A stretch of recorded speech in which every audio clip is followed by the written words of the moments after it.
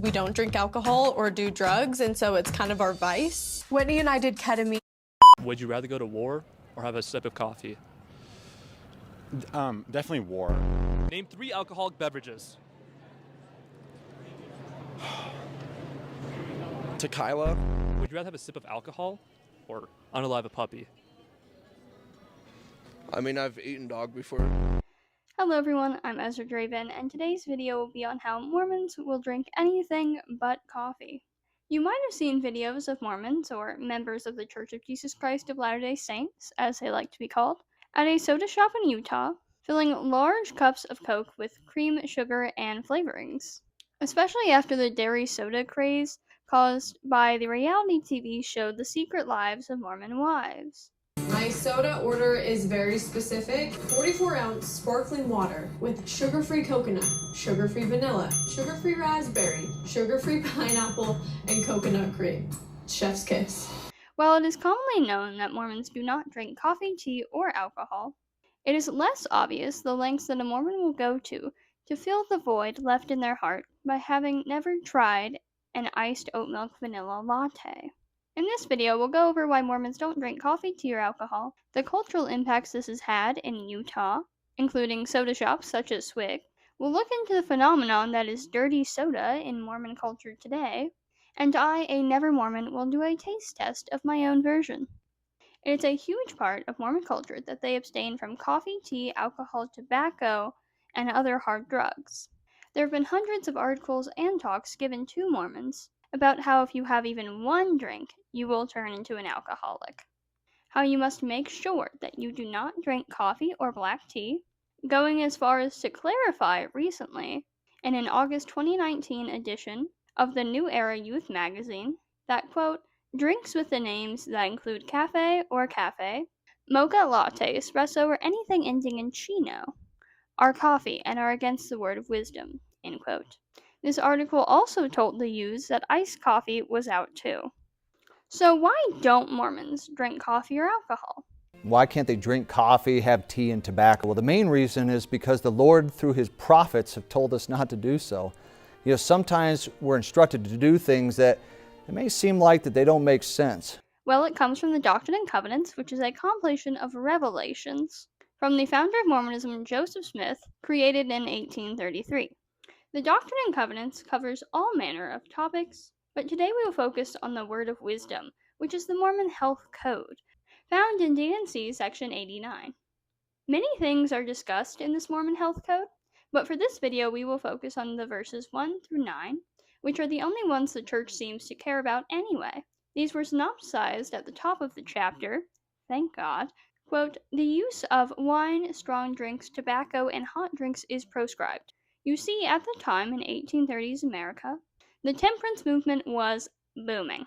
It was the Second Great Awakening, and churches were starting to preach on food rules. This is the America that Joseph Smith would have been heavily influenced by, and as a result, he incorporated the more interesting religious health practices of the time into his own church. Now, the Mormon Church decided early on that hot beverages meant coffee and black tea.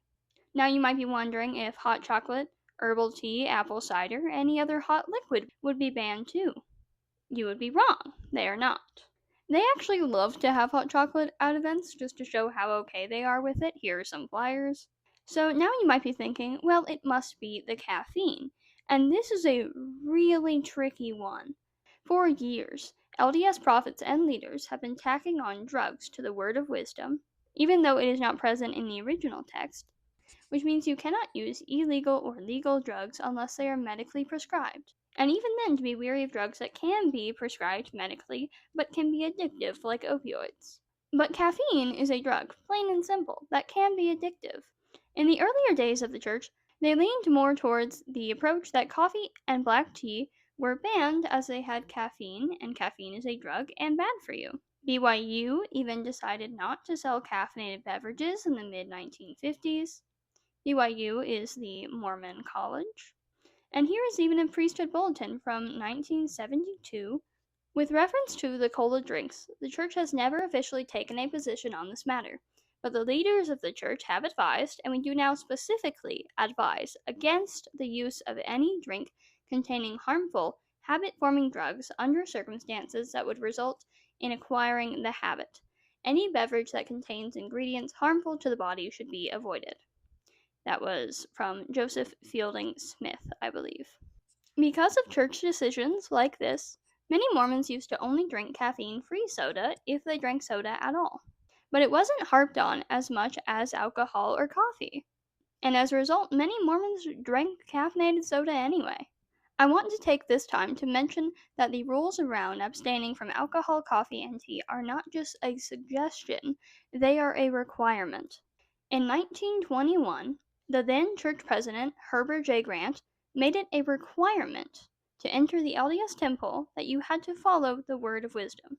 Now, for the uninitiated, the LDS temples, which can be found all over the world, and that vary greatly in coolness points. Obviously, the Salt Lake Temple is my favorite. That thing is huge. Are incredibly important in their religion.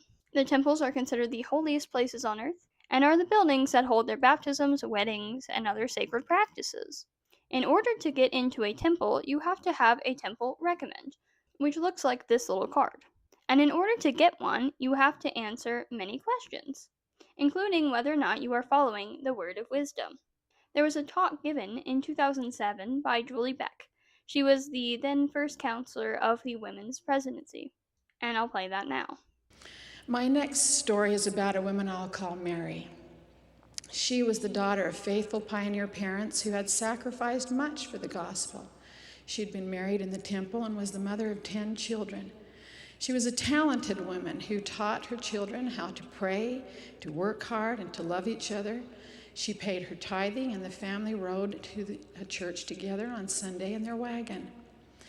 Though she knew it was contrary to the word of wisdom, she developed the habit of drinking coffee and kept a coffee pot on the back of her stove. She claimed that the Lord will not keep me out of heaven for a little cup of coffee. But because of that little cup of coffee, she could not qualify for a temple recommend. And neither could those of her children who drank coffee with her.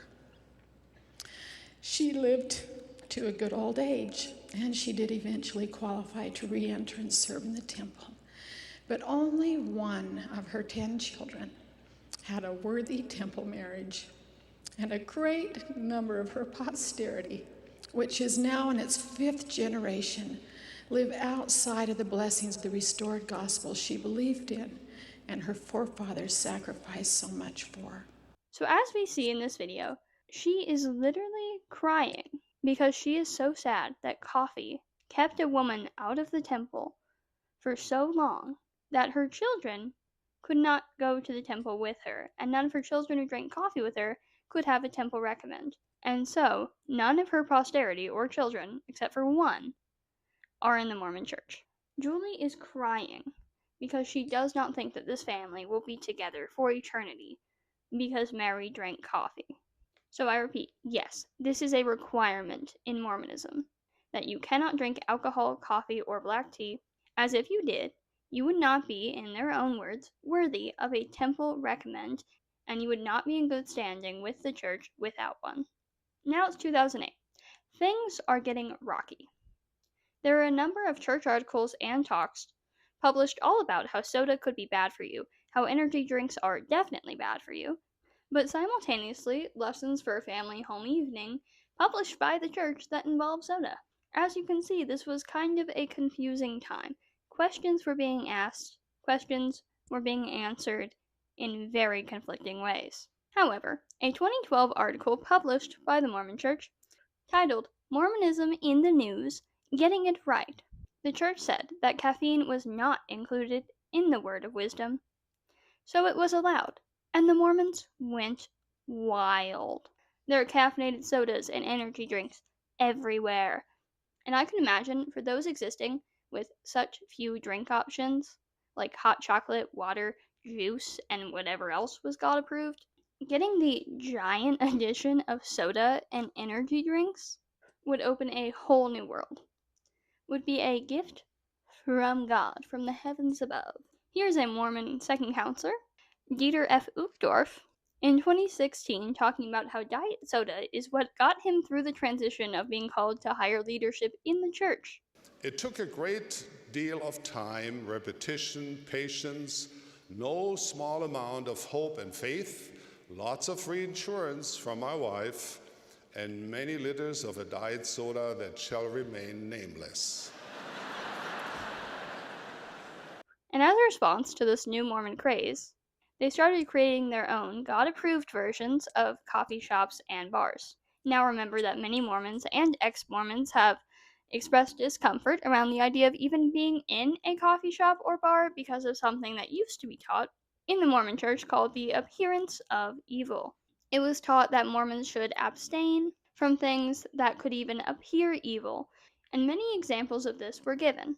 My favorite of which is that children should not pretend to smoke chalk, because if people see you pretending to smoke with a piece of chalk, they might think you are actually smoking, and therefore you have just appeared evil and promoted evil. And many Mormons took this to varying extreme degrees. And for the more pious, that meant not even going into coffee shops or bars, and certainly not walking out with a container with said coffee shop's logo on it, as people might see you in a Starbucks or with a Dunkin' cup and think that you are drinking coffee, even if you're not. You've just promoted evil. A lot of Mormons see themselves as being an example for their church, and so, if you wanted to be a good Mormon example, you would not be walking around with anything that could be construed as coffee. Now, this led to many Mormons wanting wholesome meeting places to fill the void of coffee shops and bars. Thus, the quick rise of soda shops as a cute, fun first date place or a Bible study spot that was church approved and family friendly, with absolutely no fear of appearing evil.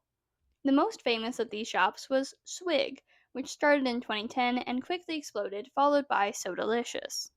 Now, a Utah Mormon phenomenon that is spilling out into the greater world, especially with the TV show The Secret Lives of Mormon Wives, that introduced everyday people to this strange new drink. Soda is the Mormon version of coffee. Soda shops open like the same time as a coffee shop. You see people in the drive-thru getting soda at like 8 in the morning, which is crazy. That is like land of the Mormon bar, which are all the soda shops that we have. There's one on every corner. 6 out of the 7 days of the week, I'm having at least one 44-ounce soda. Now, these soda shops sold soda mixed with flavorings, the most famous of which is soda drinks mixed with things like coconut coffee creamer, vanilla, raspberry, watermelon, lime, all sorts of things. But most importantly, they were mixing it with some kind of creamer. So they were basically making Mormon lattes, just without the coffee. Now, in the interest of science and my crippling sweet tooth, I wanted to try dirty soda.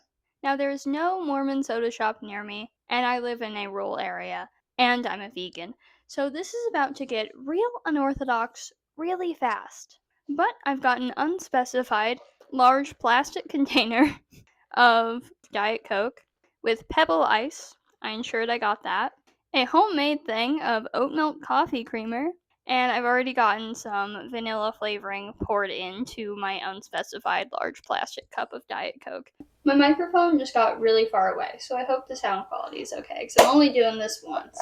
So I'm taking my beverage, and I don't know how much of this to pour in. I made this really sugary, so I feel like I just need to pour, like, all of it in. This feels right. And there's already vanilla in here. I tried to put cherry in here too, but they were, like, out of that one, so I was like, okay, vanilla will probably taste more coffee-like, and I like coffee, so just stir that. That looks kind of gross. Like, it's not horrendous. This honestly tastes pretty close to coffee, if any Mormons want, like, a comparison. So, while this tasted, like, pretty okay, in my opinion, it does not taste as good as just a Diet Coke by itself, or just a plain vanilla latte. So, y'all really tried, though. I will drink this whole thing, though. It's not that bad. Now, I do want to say here that a religion having a health code or having dietary rules is not uncommon in any way, shape, or form. Judaism has food rules. Islam has food rules. Buddhism, Hinduism, many sects of Christianity, New Age spirituality, and I could go on and on and on and on and on about food rules in religion, even today.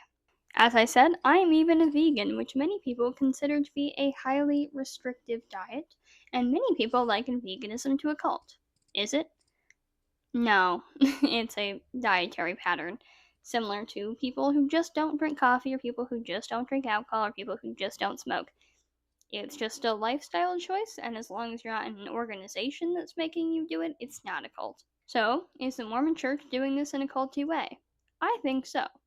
And that is because in the Mormon Church, it is not clearly described for any reason other than it being in the Word of Wisdom created by Joseph Smith or given to Joseph Smith by revelation. And it doesn't quite make sense. They've teeter-tottered as to whether or not it's because of caffeine, whether or not caffeine's allowed, whether or not caffeine's a drug, what is a hot drink. And so at this point, all that is left to keep people from drinking coffee or black tea for following the Mormon health code, which they believe will keep them very healthy and live good, long, godly lives. But considering there is no prohibition about caffeine or excessive sugar consumption, and might I tell you, they are addicted to sugar. I mean, Crumble Cookie was literally started there, and one of those cookies is like 1,000 calories and just packed full of sugar to the brim. So you cannot tell me that you are the healthiest people on earth when your congregation absolutely dies for soda. Yes, a 44 ounce, and I drink it in like an hour. I'm probably only gonna live to like 50, but makes me happy. And so, considering that it doesn't really make sense with the other policies of the church, this is an obligation for the sake of being an obedience test. It's just that. Are you obedient to the Mormon church? Will you do what they say regardless? That is the test. That is why you cannot drink coffee or black tea in this day and age. And that is what I have a problem with, inconsistencies and obedience tests. If you are a Mormon, and you are very informed on your church and the history and the reasons behind why you do things, and you continue to want to be a Mormon, okay, cool, you found your religion. Very good for you, I'm so happy. My problem is that this is not being fully explained to people. The Mormon church loves to shove its history under a rug and change things. I personally mainly use sources from the church's own website, but I know those can be untrustworthy, and often I've gone to find something linked from other web pages and received a 404 not found because it's been deleted or changed in some way. Many things have been edited, and I am unable to find their original content. Even trying to find the Mormon stance on caffeine and soda before 2012 was an absolute wild goose chase. So I compile it here for any Mormon who wants to find it to have the information on this topic. And also, this is to inform people who have never been Mormons about the Mormon church and their love of filling the void that coffee leaves in their hearts. Hello, I'm Ezra Draven. If you would like to see more videos on Mormonism specifically, I will be making some in the future, but I will take video suggestions in the comments. My new Christianiverse videos should be coming out soon, as well as some videos on other Christian topics and Christian cults. You can subscribe to me here, or go follow me on TikTok, also go by Ezra Draven. Although I'm kind of bad at TikTok, so please give me some grace on that. It was wonderful seeing you. Have a good day. Go get your coffee or your dirty soda or water, whatever it is that you want.